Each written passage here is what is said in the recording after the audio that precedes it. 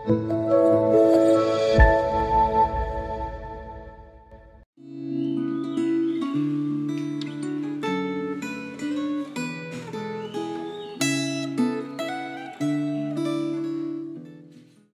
Tuhan yang terkasih, selamat pagi, Shalom. Kita bersyukur kepada Tuhan kalau pada saat ini kita boleh kembali mendapat kesempatan untuk belajar daripada sabdanya. Mari Bapak Ibu Saudara sekalian, kita awali perenungan kita pada pagi hari ini dengan kita kembali memohon pimpinan Tuhan bersama. Kita berdoa. Bapa Surgawi, kami bersyukur Engkau menyapa kami kembali melalui firman-Mu. Tuhan, tolong setiap anak-anak-Mu yang mendengarkannya. Kiranya Allah Roh Kudus yang boleh bekerja di dalam hati setiap pendengar. Dan juga untuk hamba-Mu yang terbatas, Allah Roh Kudus menguduskan, memampukan, memberikan hikmat bijaksana-Mu. Biarlah perenungan firman Tuhan yang akan kami renungkan bersama, boleh Tuhan pakai menjadi berkat bagi setiap kami. Demi Kristus Yesus, Tuhan kami yang hidup, kami berdoa. Amin. Jemaat yang terkasih di dalam Tuhan, renungan pada hari ini akan terambil dari kitab 1 Raja-Raja, pasal ke-8, ayat ke-22 sampai 53. Dan di dalam perenungan pada saat ini, saya akan mengajak kita semua untuk fokus kepada ayat 22 sampai 26 saja. Saya akan membacakannya untuk kita semua. Doa Salomo. Kemudian berdirilah Salomo di depan mezbah Tuhan, di hadapan segenap jemaah Israel. Ditadahkannya lah tangannya ke langit. Lalu berkata, "Ya Tuhan Allah Israel, tidak ada Allah seperti Engkau di langit di atas dan di bumi di bawah. Engkau yang memelihara perjanjian dan kasih setia kepada hamba-hambamu yang dengan segenap hatinya hidup di hadapanmu. Engkau yang tetap berpegang pada janjimu terhadap hambamu Daud, ayahku, dan yang telah menggenapi dengan tanganmu apa yang kau firmankan dengan mulutmu, seperti yang terjadi pada hari ini. Maka sekarang ya Tuhan Allah Israel, peliharalah apa yang kau janjikan kepada hambamu Daud, ayahku, dengan berkata, keturunanmu takkan terputus di hadapanku, dan tetap akan duduk di atas tahta kerajaan Israel. Asal anak-anakmu tetap hidup di hadapanku, sama seperti engkau hidup di hadapanku. Maka sekarang ya Allah Israel, biarlah kiranya menjadi nyata keteguhan janji yang telah kau ucapkan kepada hambamu Daud, ayahku." Sedemikian jauh pembacaan firman Tuhan. Jemaat sekalian yang terkasih di dalam Tuhan, renungan pada pagi hari ini saya berikan tema, kesetiaan Allah sumber pengharapan kita. Saya diingatkan kembali akan begitu besarnya kesetiaan Allah bagi umat perjanjiannya, di mana Ia memelihara kehidupan setiap anak-anaknya hingga pada kesudahannya. Saudara, bukankah di dalam kehidupan kita begitu merindukan untuk melihat sebuah karakter kesetiaan di dalam kehidupan rumah tangga? Betapa indahnya bila kita memiliki pasangan yang setia. Dan di dalam kehidupan kita melayani, betapa rindunya kita melihat ada rekan sekerja kita yang setia. Dan saudara, kualitas kesetiaan yang sempurna dapat kita temukan di dalam diri Allah yang berelasi dengan umatnya, sebagaimana yang tercatat di dalam 1 Raja-Raja pasal ke-8 ini.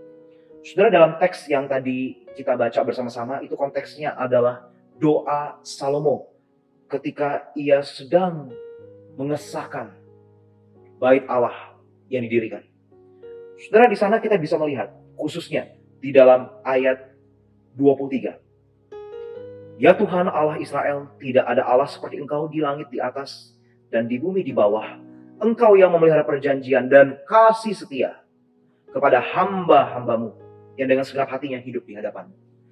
Saudara, perjanjian apa yang dipelihara oleh Tuhan Allah Israel ini? Di dalam ayat 24 dilanjutkan kembali. Engkau yang tetap berpegang pada janjimu terhadap hambamu Daud, ayahku. Perjanjian dengan Daud ternyata. Tetapi apa bentuk konkretnya? Saudara, kita bisa menemukan clue-nya di dalam ayat 20 pada perikop sebelumnya. Dikatakan begini. Jadi Tuhan telah menepati janji yang telah diucapkannya. Aku telah bangkit menggantikan Daud, ayahku, dan telah duduk di atas tahta kerajaan Israel, seperti yang difirmankan Tuhan. Aku telah mendirikan rumah ini untuk nama Tuhan Allah Israel. Saudara, kita bisa melihat di sini, kesetiaan Allah ditunjukkan ketika Salomo meneruskan tahta kerajaan Daud. Dan selanjutnya, ketika Salomo dapat mendirikan rumah bagi Tuhan Allah Israel. Saudara, kita bisa melihat di sini betul-betul Allah menepati janjinya. Ia setia terhadap covenant-nya atau perjanjiannya kepada umatnya. Di mana kedua elemen tersebut digenapi di dalam peristiwa doa Salomo ini. Saudara, kalau kita lihat di dalam ayat selanjutnya, ayat 25, dikatakan begini. Maka sekarang ya Tuhan Allah Israel, pelihara apa yang kau janjikan kepada hambamu Daud ayahku, dengan berkata, keturunanmu takkan terputus di hadapanku, dan tetap akan duduk di atas tahta kerajaan Israel, asal anak-anakmu tetap hidup di hadapanku, sama seperti engkau hidup di hadapan. Saudara, di sini kita bisa melihat ada syarat yang Tuhan berikan. Asal anak-anakmu tetap hidup di hadapanku, sama seperti engkau. Dengan kata lain, Tuhan juga menuntut kesetiaan daripada umatnya. Tetapi saudara, kalau kita melihat di dalam konteks secara lebih utuh, secara lebih luas, kita bisa melihat Bapak Ibu, sekalipun umat Allah sering kali berubah setia, tetapi Allah tidak pernah berubah setia. Kalau kita melihat di dalam perjalanan bangsa Israel, Daud ada kalanya tidak setia. Salomo juga sering kali berubah setia. Dan juga seterusnya banyak tokoh-tokoh dalam Alkitab yang meneruskan mereka juga memiliki cacat karakter dan ketidaksetiaan mereka masing-masing. Tapi kita bisa melihat di dalam perjalanan yang ada, narasi yang ada, Allah tetap setia terhadap perjanjiannya. Hingga kita bisa melihat Bapak Ibu, dari keturunan Daud inilah lahir Yesus Kristus, juru selamat umat manusia yang mengampuni kita, yang mati dan bangkit bagi kita. Dan kalau dulu Salomo mendirikan rumah Allah, di mana di sana ada mesbah Tuhan, di sana ada tabut perjanjian di dalamnya, ada ruang Maha Kudus yang menjadi tempat simbol pendamaian antara Allah dengan manusia yang berdosa. Tetapi di dalam diri Kristus, Kristus menjadi representasi yang lebih utuh daripada bait Allah, yaitu di dalam Dialah sang mediator. Umat manusia diperdamaikan dengan Allah Bapa. Kita bisa melihat kesetiaan Allah hingga Kristus hadir melalui keturunan Daud. Saudara, dari sini kita bisa belajar Bapak Ibu, kesetiaan Allah tidak ditentukan oleh kesetiaan kita. Betul, ada syarat yang Tuhan berikan. Syarat itu kalau digenapi akan mendatangkan damai sejahtera bagi umatnya. Umatnya akan hidup lebih optimal dan maksimal dalam Tuhan. Tetapi sekalipun umat Allah bisa berubah setia, Allah tidak pernah membuang mereka. Sungguh betul bahwa great is thy faithfulness. Saudara, tetapi dalam hal ini jangan salah paham. Bukan berarti karena Allah tidak pernah berubah setia, kita jadi bisa semena-mena dalam hidup ini. Kalau kita bisa melihat selanjutnya Bapak Ibu di dalam ayat 27 sampai ayat 53. Di sana kita bisa menyaksikan sama-sama, melihat sama-sama. Ada doa permohonan ampun, pengakuan dosa yang dipimpin oleh Salomo. Di mana Salomo berdoa, bila mana ada orang yang bersalah padamu ya Allah, ya Tuhan, dan mengakui segala dosa dan berbalik kepadamu, ampunilah mereka. Artinya ada satu kegentaran, ada satu rasa hormat, ada rasa takut terhadap Allah yang mengasihi, yang setia kepadanya. Jadi kesetiaan Allah itu sudah seyogyanya menuntun kita untuk memiliki rasa awe and wonder. Kita terkagum, takjub, dan juga pada akhirnya kita memiliki rasa gentar di hadapan Tuhan. Karena Dia adalah Allah yang setia, yang tidak pernah menyerah atas kita. Saudara, sebagai satu refleksi praktis buat kita. Saat ini kita dirundung oleh mungkin ketakutan. Mengapa badai, wave daripada pandemi ini kembali terjadi?